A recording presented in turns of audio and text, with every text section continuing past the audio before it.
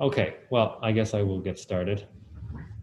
Welcome, everybody, and thank you for joining us here at Chambers Fine Art. So we're very excited today because we have a couple of special guests here. Hi, Jane. Owen Duffy, and Egami Etsu, who is hiding behind me. So we opened a show several weeks ago as part of Asia Week here in New York. It's Etsu's very first solo show here in New York, and we wanted to. We have been spreading the word, and we are open by appointment. So if you'd like to come visit, please do. You can book an appointment with us on our website. But we wanted to have an event as part of this, which is what you're joining now. We're very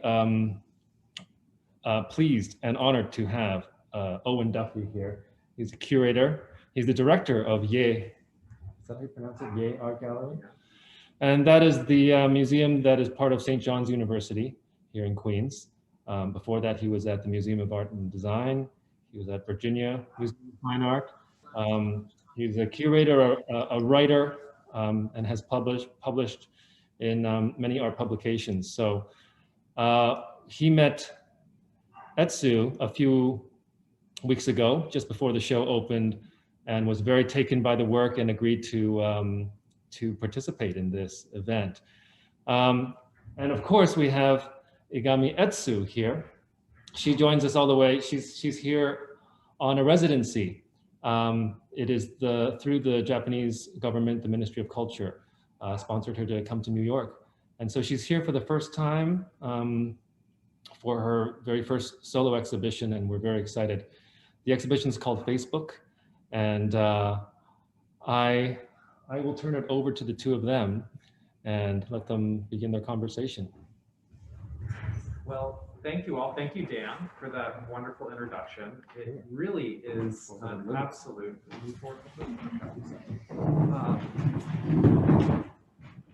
It really is an absolute pleasure to be here, and of course, Etsu, it is such an honor to meet you, and thank you so much for making the journey, especially these days, all the way from Japan here to New York. So I think my first question is how has your trip been, and how does it feel to have your first solo exhibition in New York City? Thank you so much, and thank you for this time. Have invited by Chambers Fine Art and have an opportunity to have this kind of virtual conversation, and also very appreciate I can talk with Owen. Very thank you so much. And actually, this time I came from the Agency of Culture Department in Japan government, and they dispatched me as a talented artist program to come to New York. So this time I have a research and also have a exhibition in Chambers Fine Art. That actually this program was decided like 2 years ago or before the pandemic. So in usual I came last summer, but because of COVID-19 now. And for me, the situation is very strange, and also I'm also very happy. Also, it is a precious time to come to New York this time. For example, I need to have 2 weeks for quarantine. Of course. And I talk with my family and my friends through smartphone, and but I can hear the hotel living on the next door. People, the sound, or they have a music, but I cannot see them on the floors on the hotel. So it's very strange. Like a virtual, it seems more reality. So it makes me many thinking. Yeah, I think there's certainly a lot of relevance to at least a lot of the format that you're working with in terms of painting, because nowadays I feel like so much of interaction with other people, including the interaction that we're having now through Zoom, is so mediated. Yes. And there is that sense of distance that we all feel between each other. And also, of course, we see our own selves Yes. in the format of portraiture Mm. through Zoom, through FaceTime, through so many Yes. other different technologies. So I'm kind of curious as to why you would choose portraiture as Mm. a method of working, as a type of painting to pursue. So why portraiture? It's a very good question. Actually, my thinking about the communication, or actually this is portrait actually on the back. This is portrait, but actually not the typical portrait for me. The portrait is not object, but most like a material for me, including like the sound or the voice of people or the visual of the people. So it's all become my material to explore the process of communication. So for me, it's more like what's the essence of communication, or what's the process of communication. I want to visualize that. It's also come from my background because I grew up in many countries with my family, and I born in Japan, but I also went to Paris when I was a child, and also went to Beijing, to Kafa, and also go to Germany to study art. So at every country, for me, the language is a problem. I know you are studying Japanese. Choto. So yeah. Because it's very difficult, and language is also the tool of communication, but also the barrier of communication. Of course. So that me thinking, what's the real communication? And I think I can see from my ear, or I can hear from my eye. So what I trust, ear or eye, I like the back and forth between that sound wave and light wave.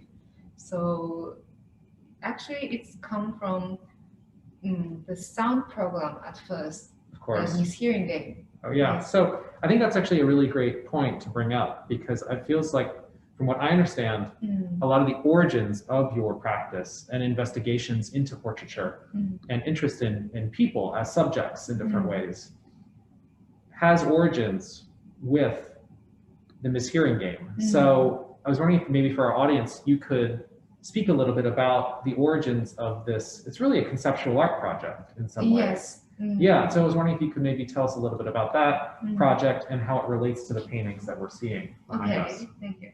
Yes, the mishearing game has come from my real experience in Beijing, because my name, actually Japan and China have the same calligraphy. So for Chinese people see my name, they cannot understand I'm Japanese, but my classmates want to know how to pronunciation in Japanese.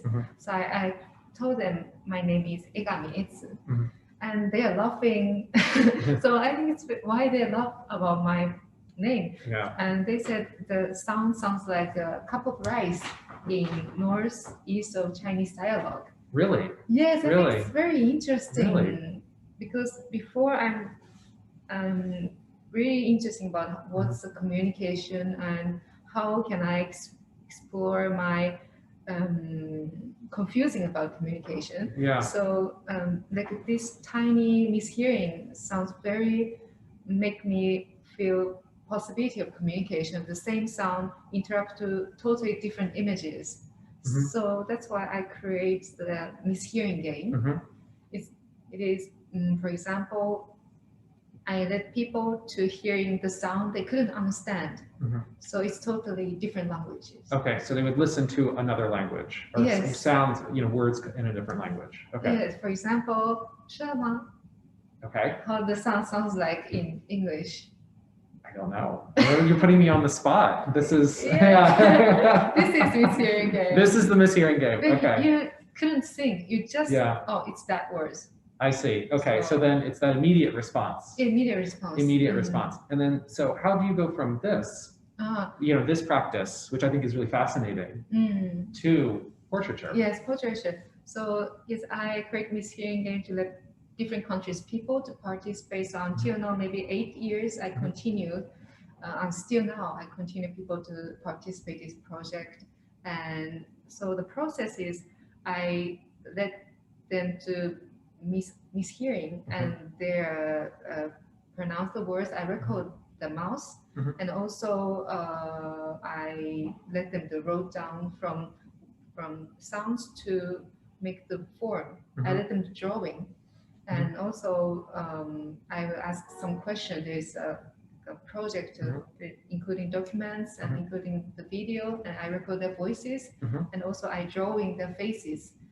So in the first time, I just record their voice, but after I think maybe the visual also gave me many information. Mhm. So, and also the scientist from Japan, Mhm. and he said, in usual, 90% of the information came from visual. Mhm. So it's also very interesting, and that's why I in gradually more interesting about faces, because face is also symbol of communication. Of course, it's yeah, Yes. it's so important. And I think then just hearing about this, it's getting me thinking about how there's a really interesting interplay between the different senses in your paintings. So of course they're incredibly visual objects, but at the same time there's this relationship with sound. Yes. Of course, there is and also a very interesting relationship with touch, because they're very tactile. And in a minute, hopefully we'll get a chance to walk around the exhibition and see some of the paintings closer up. But each one has, each brushstroke has a really incredible gesture on the surface of the canvas that I think is really interesting. So are you thinking about these paintings in relationship to different senses? Yes. Actually, I cannot use my language to say what's in real interaction, but I feel their interaction very important, and also so at the first time I just drawing their faces, but gradually I think I go to just for painting to visualize the process communication. So like a parallel or the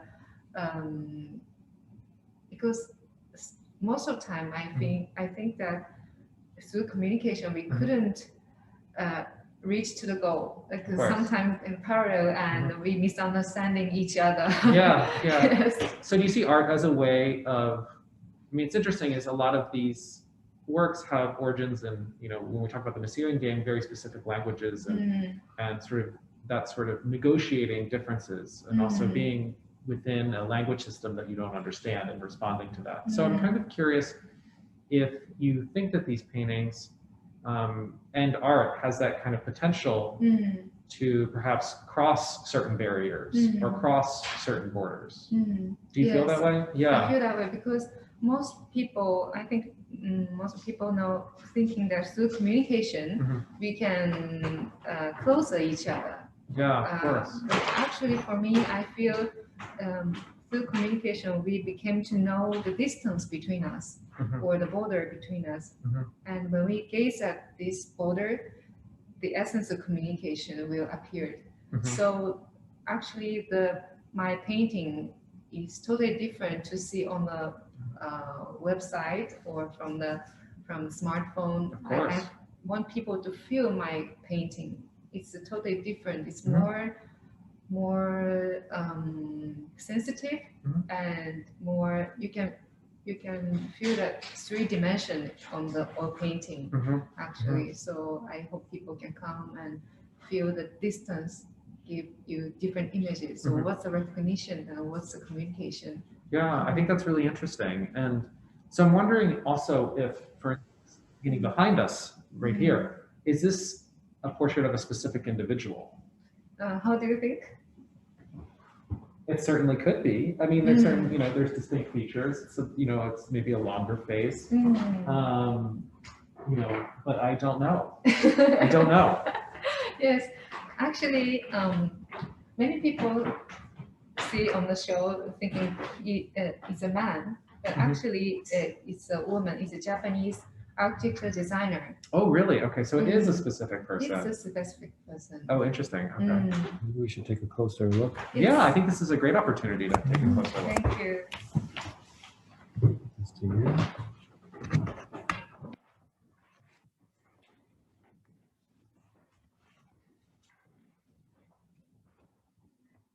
So yeah, why don't you tell us a little bit about the process of making this painting? Yes, before I paint on canvas, I draw many drawings using pencil. So for this painting, I maybe 50 drawings for this painting, and you can also. So there were 50. Yes, 50 drawings. Wow. Okay. That's amazing. Okay, that's a lot of process. Yes, a lot of process, and through these 50, I have imagination of like I more deeper inside of her and more continuing my communication. So after when I have a vision, I using pencil to use a pencil. Oh yeah, that was one of my favorite parts. It's almost like a discovery Yes.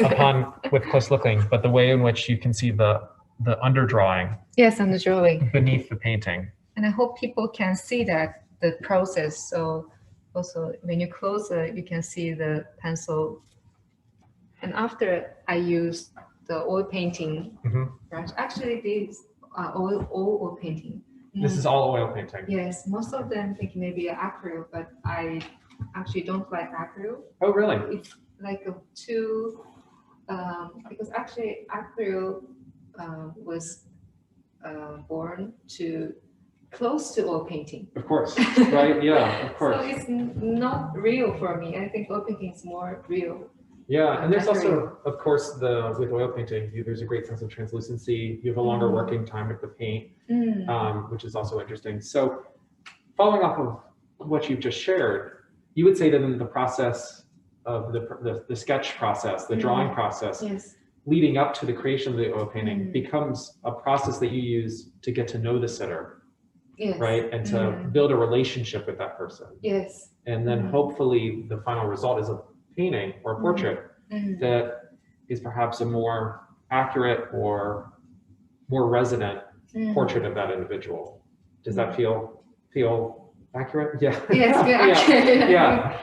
And yes, there's a long process, but actually for this on canvas, I use like you can see the one stroke brush. Of course, so it's not like a typical painting to many layers. Just I love because actually I learned calligraphy when I was a child. Oh, fascinating. Okay. So I love the rhythm of calligraphy and like stop and there's like a moving like a dance. Of course. So yes, I also feel like the face is changing and never it's eternal, also eternal. So I love the facing brushing past, and also I love the Japanese words come from the Buddhism words. It's called ichigo ichie, means once encounter, once in a lifetime. So I think like meeting with people or the life is like that. So it's also once time for brushing to create this artwork. Fascinating. Well, maybe it's a good opportunity to take a look at some of the other paintings in the show. Yeah, why don't we go over to this one?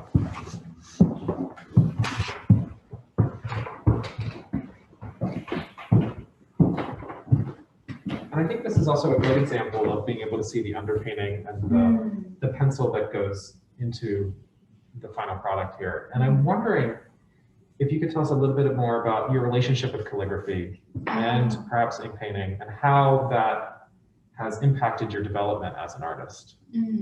Because actually, this painting is more abstract than that one. You can, for more closer, there's more texture inside, and you can feel the rhythm of the brush stroke. So I also hope people to close to this painting to feel the rhythm, and also there is a Japanese a story called Heike Monogatari. It's a story about Heike is a big family in Japan, and they there's a two family, Heike and Genji, and they have a war long time. So Heike is become very rich, and after very poor. So there's it's hakanai, how to say in English, I don't know. It's very so how short the life it is, and how I also love the cherry blossom. They bloom very short time. Of course. Yes, Yeah. it's very, but there's a beauty inside. Of course. So that's why it's a stroke, and you can see the faces just passing by. Yeah. Maybe it's. I do definitely certainly get that sense. I mean, especially there's the fleetingness of life. And I think that as an idea really resonates with the quality of the brushstrokes that you get to see on your canvases. And that becomes really evident because there's a quickness to them. It looks like there's lots of concentration and preparation and thought, and then the brushstrokes happen in an instant.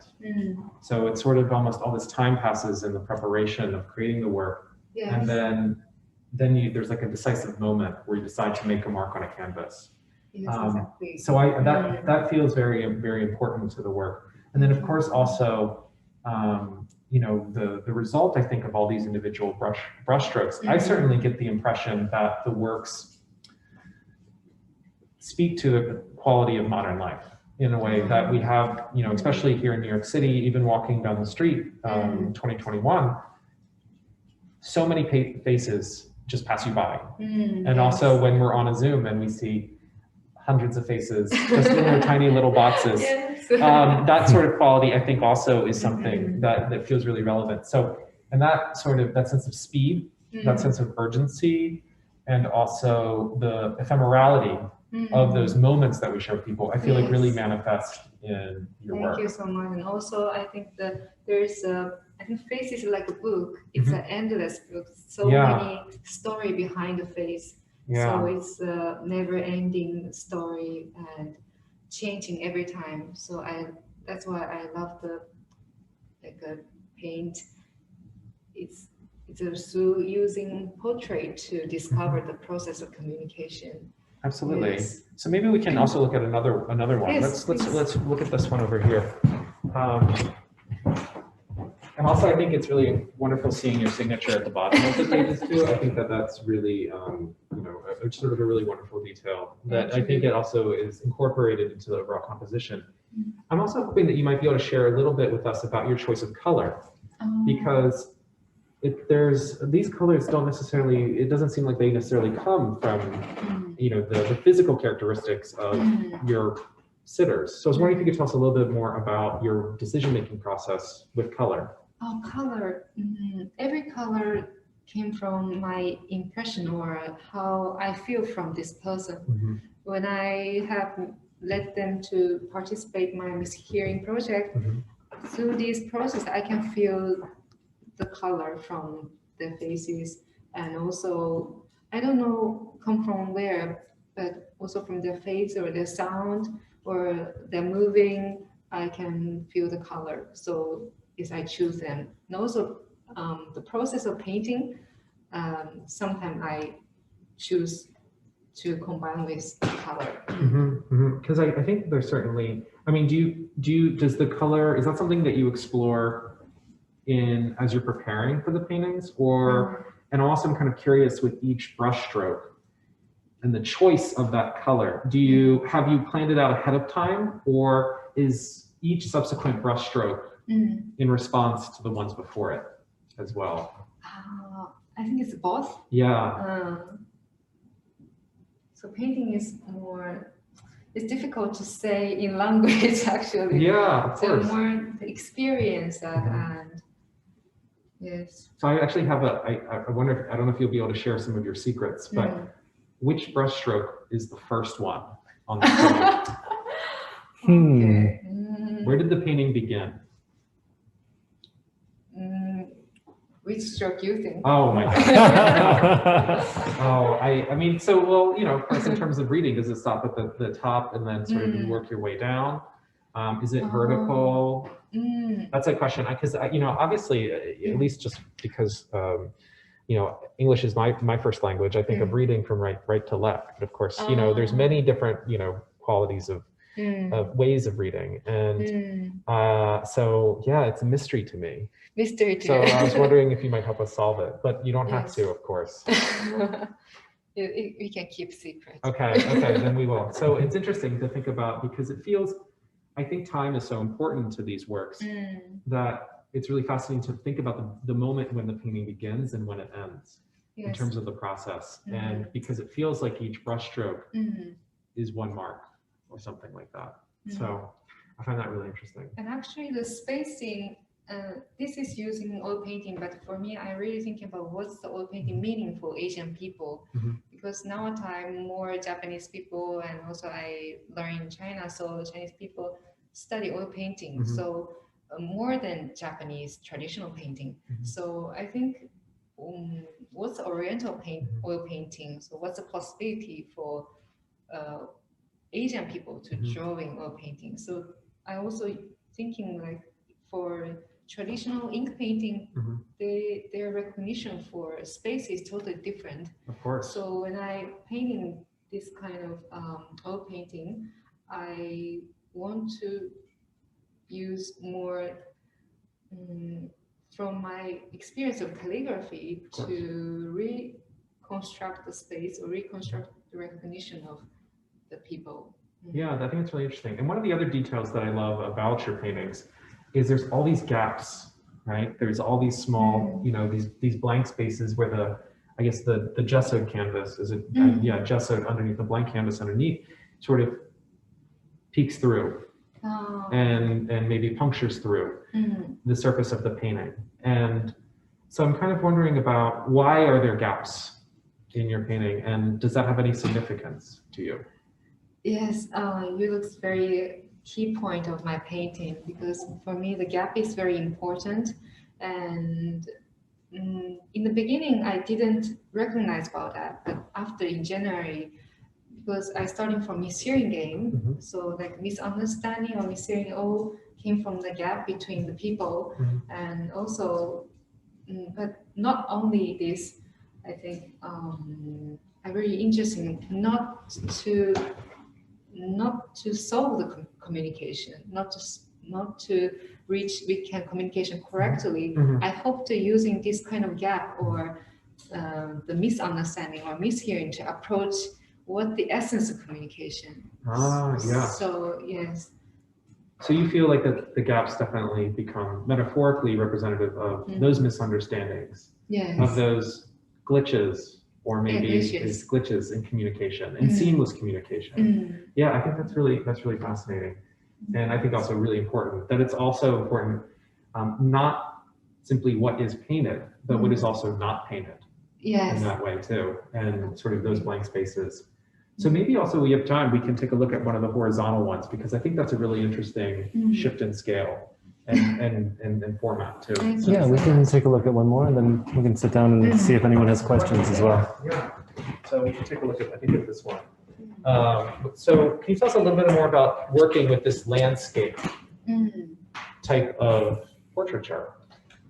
Yes, actually, I also want to using the curator from Center Pompidou. Oh, Yeah, because I did this exhibition last year in the Chiba City Museum of Art, and we invite the curator from Center Pompidou. She talked about my artwork, and she said I using like a misunderstanding or mishearing this kind of the people didn't care or didn't focus before, or didn't care in the Western art history to thinking the essence communication. So it is she said it's a creativity and the richness of human relationships. So she also said the beauty came from the margins. So I think it's very the same topic you talk about. So I just like the gap or the rhythm of this my process. And I also think this is one more point that I'd like to talk about with you before we open it up to some questions, is this happens to be the most abstract, I think, or more abstract portrait. And I'm kind of curious about why you decided to push the boundaries of representation in this instance. Yes, this is very abstract. But some people say this is like a woman body or some landscape. But actually, when you back to this painting, you can gradually see the face. Actually, this is also the face I painted when I was childhood. So the model is the image is about my 5 years old pictures, and yes, I think this is like a symbol of communication, and also let me think about the rainbow color. Oh, interesting. The whole spectrum of colors. Yes. In that way. Yeah. Because the communication sometimes makes me think about the gray zone. Mm. It's very unstable Mhm. and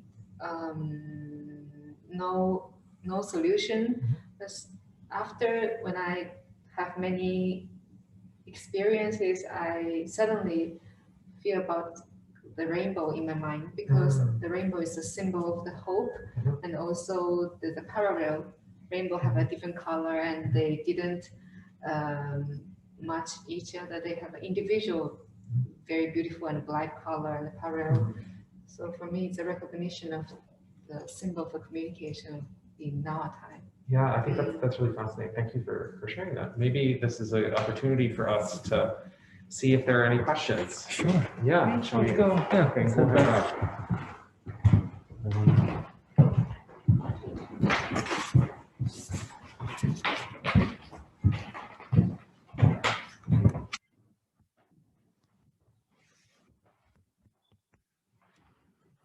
Let's see.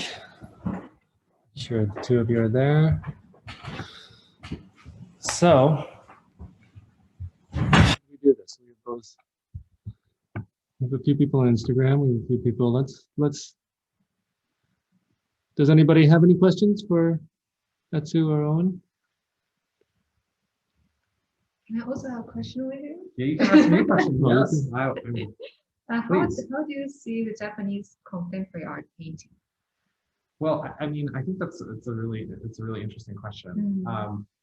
And what's interesting is, for me, not necessarily thinking about painting in relationship to national identity, but also I'm interested in post-2000 questions of global contemporary art, and how are artists working beyond these signifiers of national identity. And I think actually you're a really great example of this, because of course there is a relationship with a history of Nihonga painting and also, you know, Chinese painting, but also at the same time the Western traditions of portraiture, and also sort of eroding those at the same time and pushing those to new limits.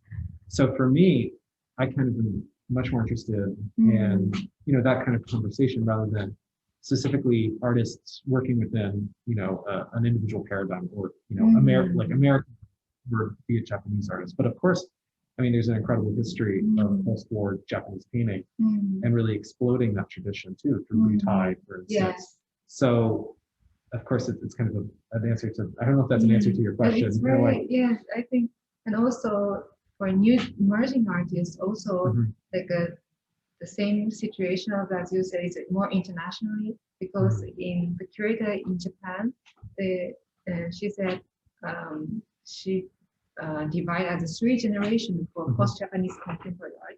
The first generation is Monoha and Gutai. Of course, The form is actually influenced by minimalism or the Western style, but the theme of thought is very Oriental thought, like a Zen or Buddhism.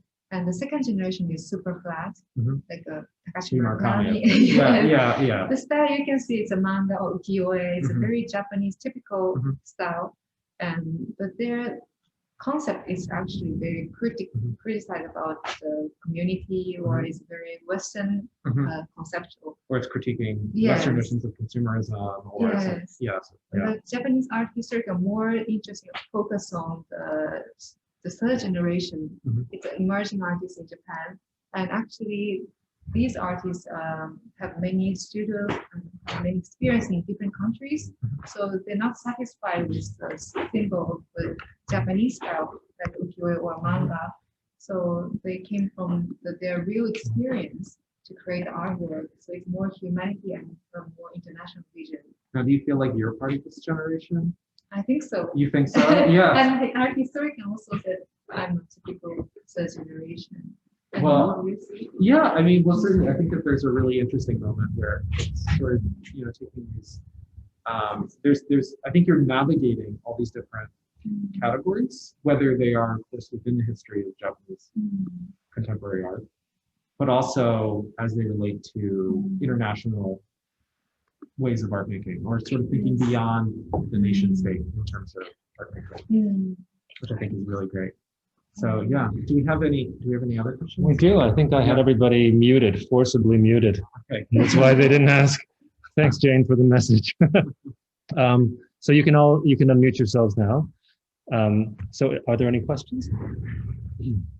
Sure. Yes. Jane has a question.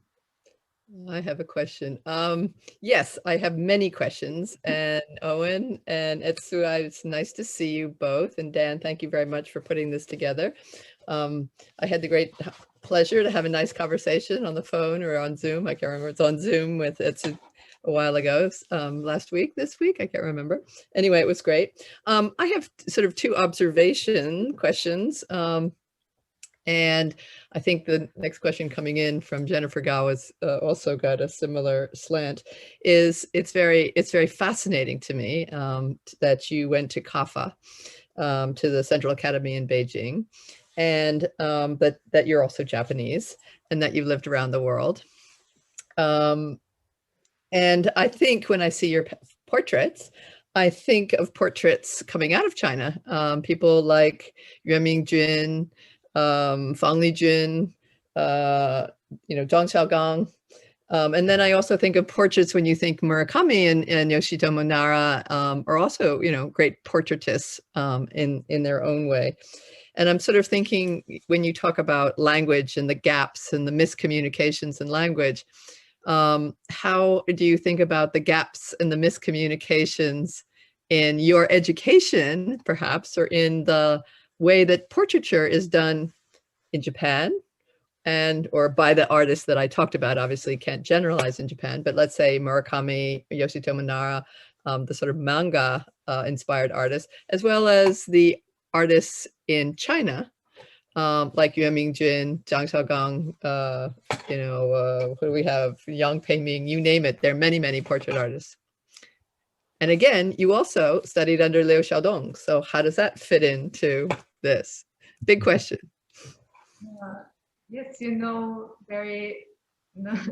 many Japanese contemporary portrait artists and also Chinese contemporary portrait artists. Yes, also my professor in master course is Liu Xiaodong, and yes, Well, I think that's a question certainly for you. me. Yeah.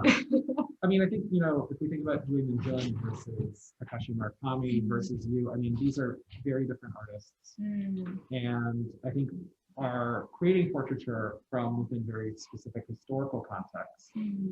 And so I think that that's something that is really important. I think that distinguishes your work is creating work in kind of like a close, certainly you're in Coasting Xiaoping, China, working within the Central Academy of Fine Arts, after a lot of Chinese artists have sort of joined the global contemporary conversation. So I think that's something certainly to consider, but I think that's ultimately a question for you to answer. Actually, yes, the reason I went to CAFA is because in 2008, they have a Peking Olympic. And that time I'm a high school student, and gradually the art scene about Chinese contemporary art were introduced in Japanese art scene. Before there's not many introduction about Chinese contemporary in Japan. So that time I feel very weird or very interesting about Chinese contemporary because most of them are using oil painting, and including Zhang Xiaogang or the Liu Xiaodong or Yuan Mingjun. And that time, I'm also really liked Japanese modern oil painting, like Kishida Ryusei or Yasui Sotaro. I don't know why, but I think there is some relationship between them, like Chinese contemporary art painting and Japanese modern oil painting. I don't know what's the real internship, but because the time is totally different and actually the environment is different, but I feel feel the same sense for me. I don't know why. So that's why I want to see, or maybe the interesting about what's the possibility of Oriental oil painting. So I went to China, went to Central Academy of Fine Arts. So I also love to drawing people because I love people and that I meet every different country. So also in CAFA there are many people. We need to drawing from realistic to abstract. They have a very basic, strict lesson actually. So it all became my elements. I think also gradually. I think for me the portrait is not object, but also the material for discovering the process of communication. So yes, gradually. Yeah. Yes. I think you asked a really good question, Jade. Thank you for questioning. Yeah. But all right, it's a fascinating, your work is fascinating, and I love hearing you talk about it and talking about translation gaps. I think all of us who've studied and speak other languages know about that. Yes. So the gap is very important. I think I also see some of the texts of the modern times of Japanese oil painters. They're also writing some books. Also, I love the Kishida Yusei. He wrote a book about how he feels the oil painting. There's many gaps for that book. I love that because for that time, Japanese inspired by China, more in China, in Edo period, the end of the Edo period. So they the first time to see oil paintings. It's a culture shock for them. Yeah, no, absolutely. Yeah. You're sort of, you have an opportunity to fill in some of those gaps, actually. Yeah. Yeah. Yes. We have other questions. Shall we take one more? Yeah, I think we have time for one more. Jennifer Cow, she wrote in the chat, so her question is, I understand you studied under Liu Xiaodong while in China. Curious if he has any impact on your current style, Liu Xiaodong. I influenced by him. Some. Yeah, the question is, do you feel Are you? are you influenced by him in your current now? Sure, now. I think it's more naturally influenced because I'm a master student. I studied with him. On the bachelor, I also studied with him, but on the master course, it's more is close to him, and he teach us about the not on technique. I think on the master course, he told me that you need to discover the truth, or I influence more naturally, not like this part or this type of work. But maybe there's somehow over the years aspects of your ongoing dialogue with him as your teacher may have, impacted your thinking. Yes. In different ways. Yeah. Wonderful. I see when I think of your portraits, you think of Murakami, you think of Yoshitaro Naro, you also think of Remington, but there's no brushwork in their work. It's very flat, it's very graphic. Yeah. Liu Xiaodong has lots of brushwork, very muscular, very expressive brushwork. So perhaps that's where his legacy is coming through. Liu Xiaodong is a very painterly painter, and you seem to be a painterly painter as well. Yeah, but that's just my observation. I could be wrong. No, I think because I think we cannot see in my mind. Another people can see more clearly. Maybe yes. Thank you for your. Just a thought. Well, great. I think, yeah, thank you all for joining us. And of course, thank you, Etsu, for being so generous with your time. And Daniel for inviting me. Thank you, Owen. Yeah. Thank you, Owen. And of course,